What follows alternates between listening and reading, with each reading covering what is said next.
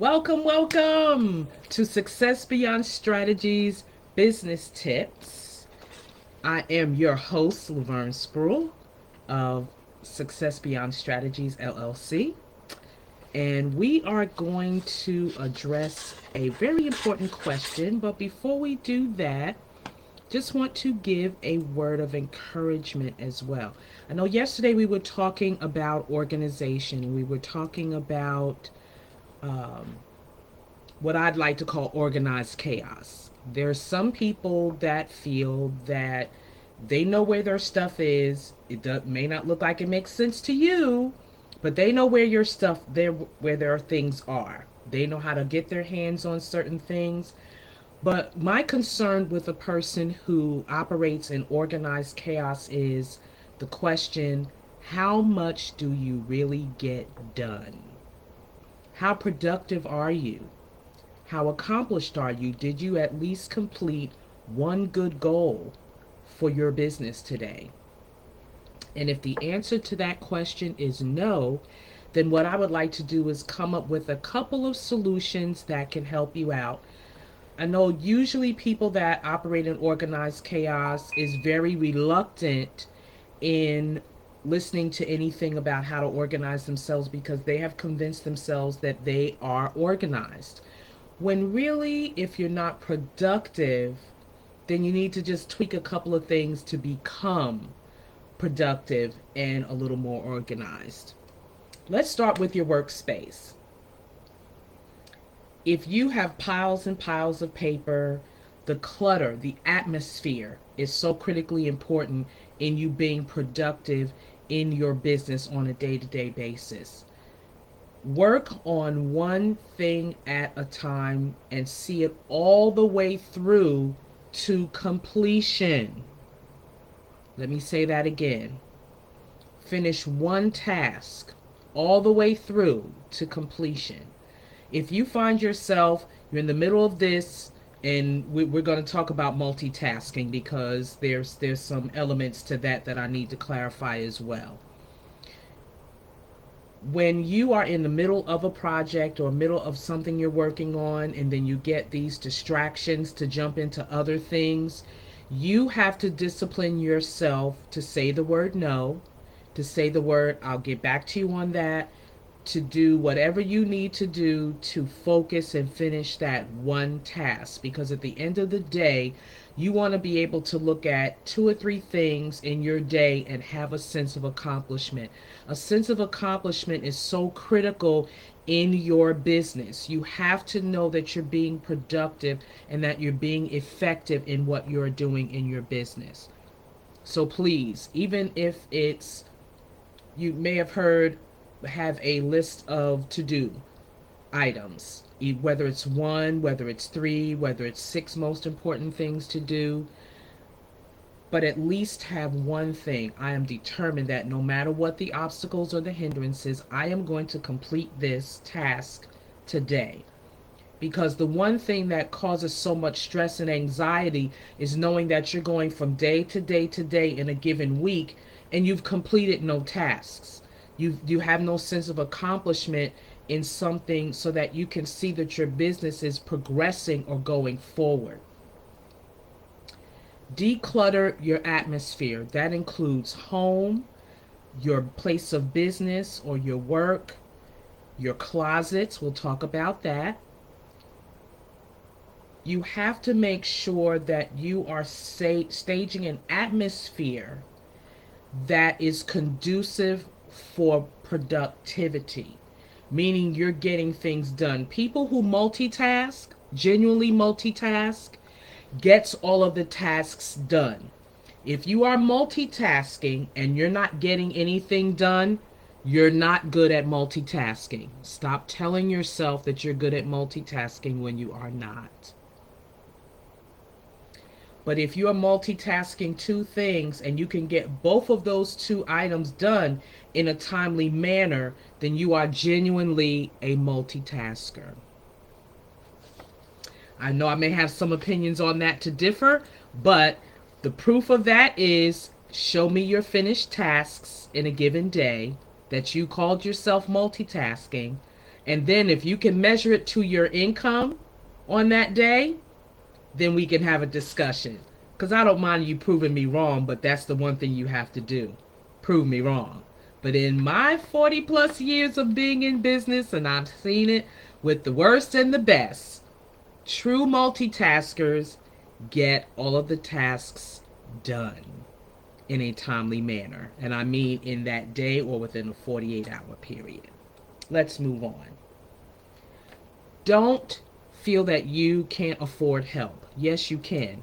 If you have teenagers that show some sign of organization, if you have ambitious teenagers that would like to learn what you're doing in your business, if you have grandchildren that show some sign of organization, if you have college students, you can intern, you can have a virtual assistant. They're not as expensive as you think they are. Get some help, preferably somebody who is way more organized than you are, that can help you strategize how you can be more productive in your given day.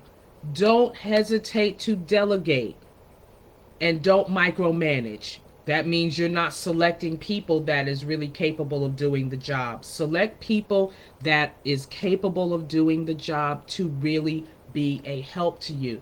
Now, they may not do it exactly the way you do it, but always be open to the fact that there's more than one way to get the same task accomplished. The key goal is that the end result is exactly what you're looking for.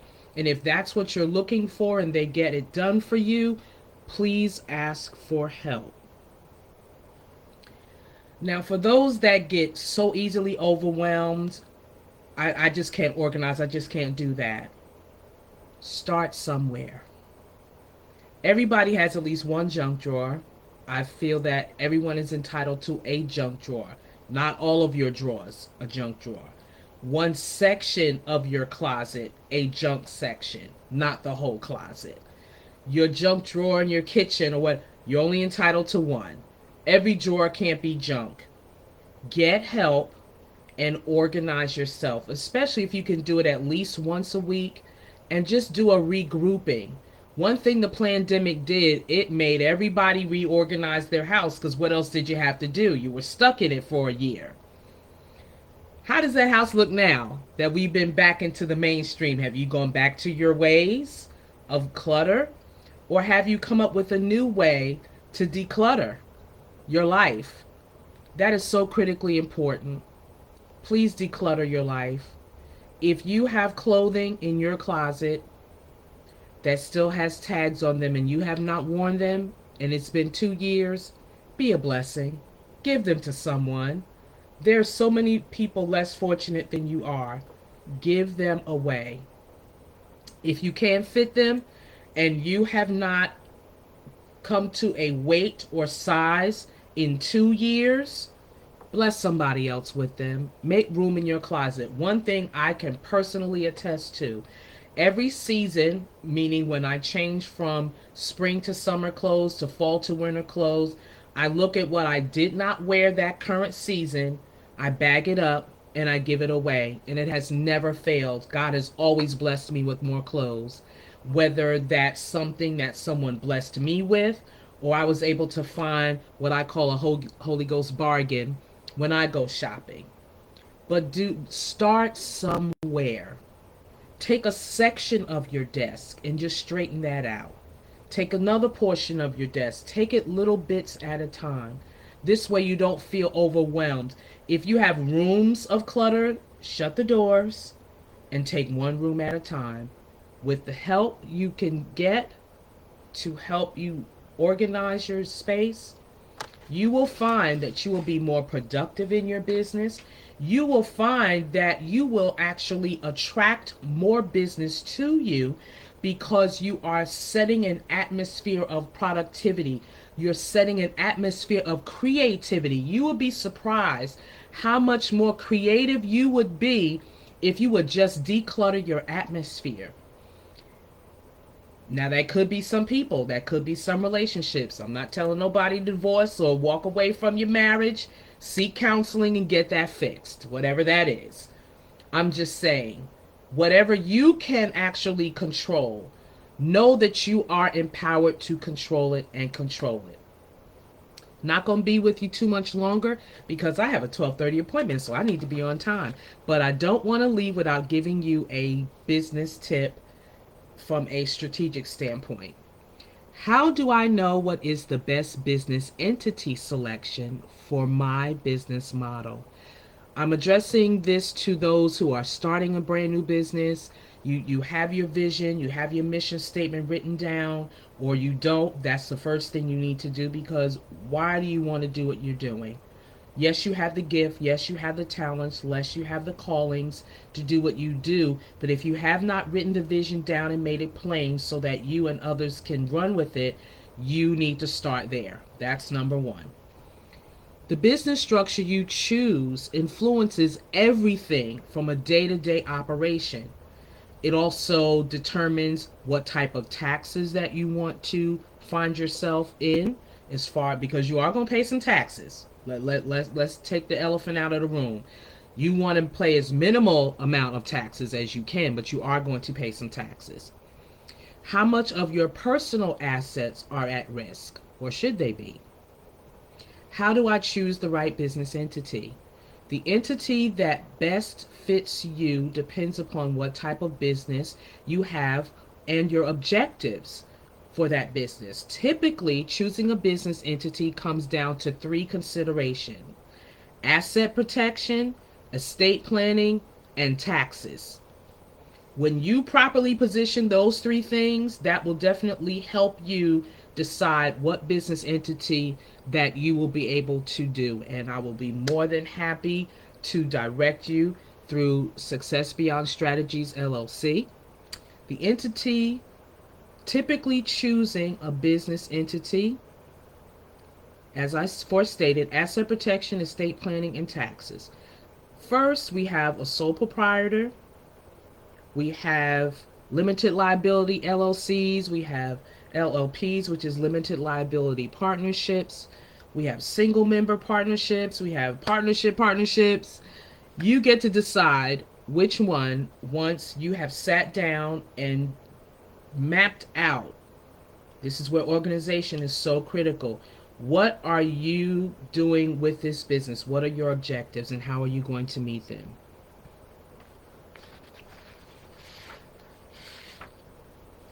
For professional corporations, lawyers, such as lawyers, doctors, dentists, therapists, and other professionals, there's another business entity to choose from depending on the state that you are practicing in, and we can talk about that in a later discussion as well. Some states require people who are offering professional services to actually organize as a professional corporation in their state. We'll talk about that on another note as well. And that's just another type of an entity. The professional corporation can still go to the IRS. We have different um, selections, such as your S Corps and your C Corps. We go into detail of how to determine whether you need to be an S Corp or C Corp, whether you need to be an LLC. If you are a tax exempt organization, which some people refer to as nonprofit organizations, I dislike that term because all businesses make a profit. All businesses have to be in a profit setting in order for you to apply for different levels of funding, business credit, etc. But if you decide to be a tax exempt organization, that's a whole nother gambit of how you're going to set up your entity structure. So with that being said, I just want to thank you for joining me today for business success strategies and tips with Success Beyond Strategies LLC. I am Laverne Sproul. I am your host and executive director, and looking forward to you joining me again tomorrow, same time, same station, 12 noon, Facebook, Instagram. I appreciate your support. Please let me know exactly what you are doing in your business. I need to see your feedback. Let me know if you have any questions. I would love to answer them for you. If there's a private consultation necessary, I'm available to assist you, because I want to see your business succeed. I want to see your business go beyond your strategies. I want to see your business Be a blessing to the community in which you serve. And knowing that you are structurally set up correctly to where it benefits you, it benefits the community that you serve, we need to make that happen for you. So thank you again. Appreciate you joining me. Have a great day. See you tomorrow. Oh, and bring a guest, especially if they're trying to start a new business or considering starting a new business. Bye bye now.